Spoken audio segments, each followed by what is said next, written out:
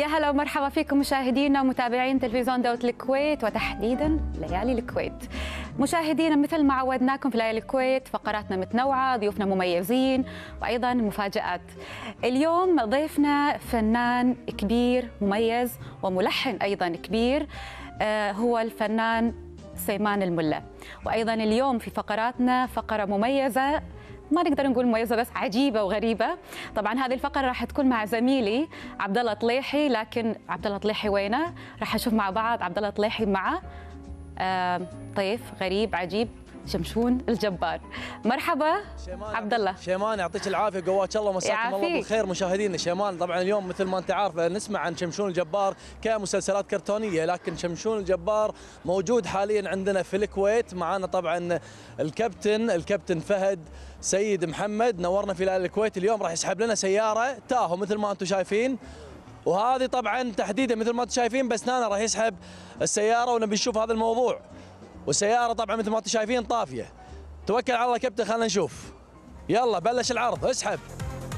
الله، عاش البطل، ها تاو يسحبها. يلا ها وهوب ها دشت فينا السيارة. قواك الله كابتن، يعطيك العافية. حياك كابتن، حياك، يعطيك العافية. مثل ما انتم شفتوا مشاهدينا طبعا سحب سياره تاهو قدامكم بوزنها، طبعا السياره هذه اقل شيء يمكن 3 طن. مساك الله بالخير كابتن، يعطيك العافيه، قواك الله. نبي نعرف كابتن بالبدايه اول شيء، متى حسيت ان انت انسان خارق وانت تمتلك هذه القوه الجسمانيه؟ تفضل. يسعد فضلك. طبعا بسم الله ولا اله الا الله.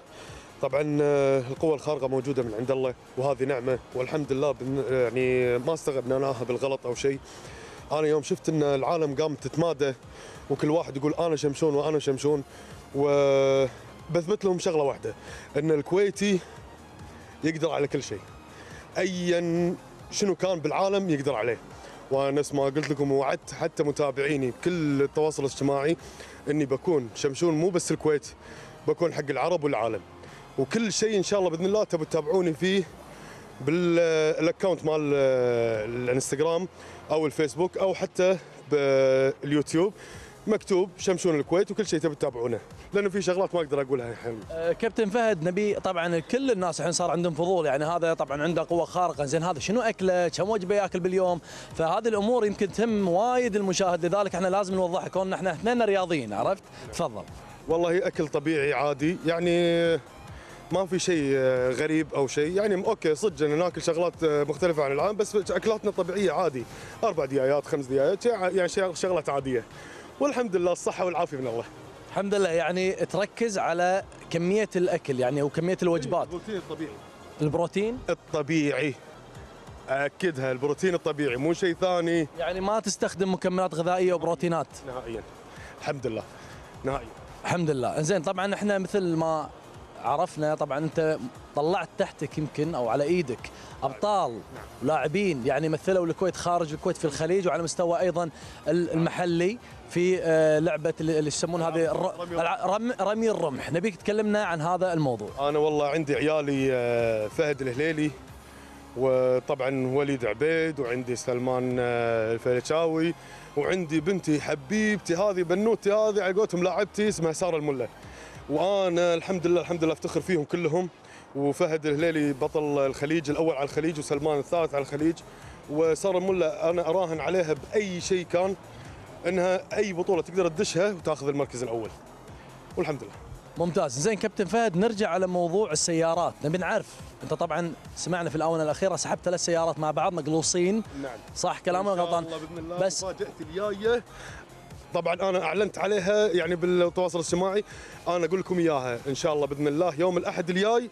عندي تحطيم رقم خيالي، مو نفس العالم تشغل السياره وتسحبها، انا السيارات اللي اسحبها كلها طافيه، وقدامكم الحمد لله شفتوها. المره الجايه ان شاء الله باذن الله وانيت، وبعدين وانيت اكبر، وبعدين هاف لوري باسناني.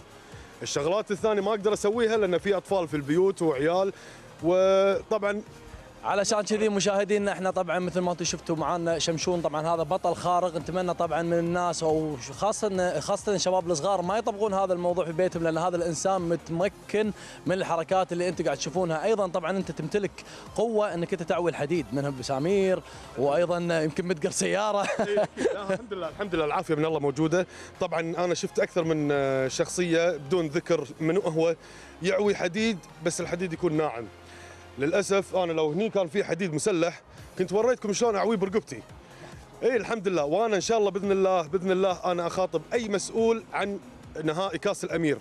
انا ابي اهدي حق ابوي صباح الله ان شاء الله باذن الله تحطيم رقم جنس، ومتفق انا ويا الفنان شعبولة اني بحطه بسياره وبركض فيه 100 متر، غير الهديه الشخصيه اللي بعطيها حق صاحب السمو امير البلاد وابونا كلنا ان شاء الله باذن الله في نهائي كاس الامير. فاتمنى اتمنى اتمنى كل المسؤولين عن تنظيم نهائي كاس الامير يسمعوني الحين، لاني انا تعبت من الفراره ودواره عليكم. باذن الله تعالى ان شاء الله باذن الله يسمعونك المسؤولين، وان شاء الله تكون احد الناس اللي امانه احنا نفتخر فيهم في الكويت وترفع راس الكويت. تفضل. انا امنيه عندي من كل قلبي وقلتها باكثر من مكان، امنيه الشركات تلتفت حق عيالنا.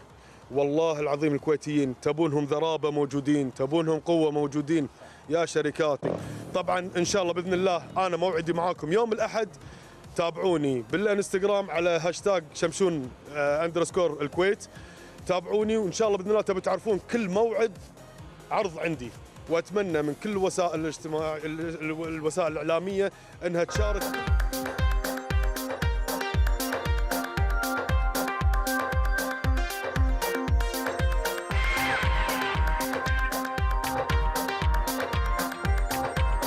حاليا متواجدين في المركز العلمي